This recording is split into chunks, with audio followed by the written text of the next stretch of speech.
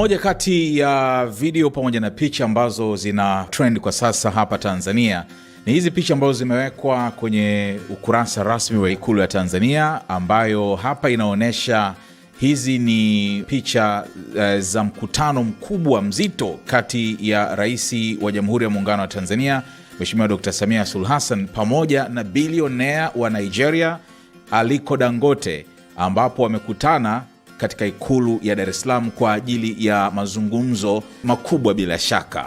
Sasa hizi ni picha nyingi, ambapo katika posti ya kwanza wameweka caption nasema Rais wa Jamhuri ya Muungano wa Tanzania Mheshimiwa Dr. Samia Suluhu Hassan akiwa kwenye mazungumzo na mfanyabiashara kutoka nchini Nigeria ambaye pia ni mwanzilishi na mmiliki wa Dangote Group Alhaji Aliko Dangote, pamoja na ujumbe wake Ikulu jijini Dar es Salaam tarehe 16 Mei, yani leo Jumamosi. Lakini nyingine pia hapa ni Aliko Dangote akiwa na rais, na mwingine aliyopo hapa ni Bwana Edwin Devakumar ambaye huyu ni mtu anayeshughulikia mafuta na gesi.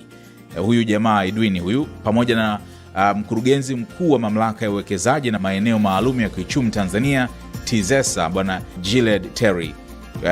Mkutano huo ambao umefanyika Ikulu. Kwa hiyo unaona kuna ujumbe wa Aliko Dangote pamoja na watu wake, lakini pia Tanzania ina watu wake pia ambao wanashughulika na masuala yanayohusu uwekezaji.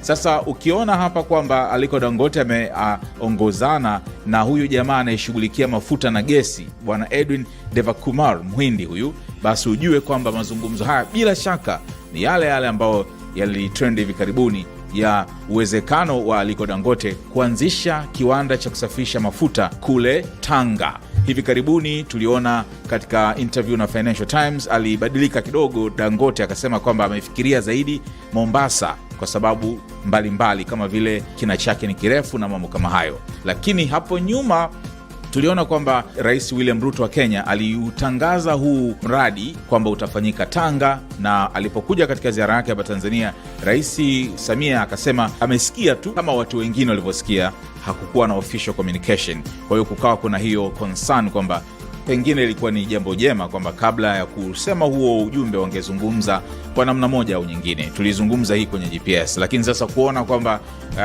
Dangote amekuja Tanzania na ujumbe wake na kukutana na rais, bila shaka mazungumzo sasa yanakuwa official, na pengine ule mradi wa Tanga unaweza ukarejea kama ambavyo ulikuwa umesemwa awali. Kwa hiyo hii ni habari njema kwa sababu uwekezaji huu ni mkubwa sana kama ukiweza kufanyika hapa nchini Tanzania, kwa sababu anawekeza karibu dola bilioni 17 za Kimarekani. That's a lot of money kwa mradi kama huu kuweza kufanyika hapa Tanzania. Bila shaka Ikulu watatoa sasa press release ya kusema ni kitu gani ambacho mkutano huu umegusa katika kutano lao.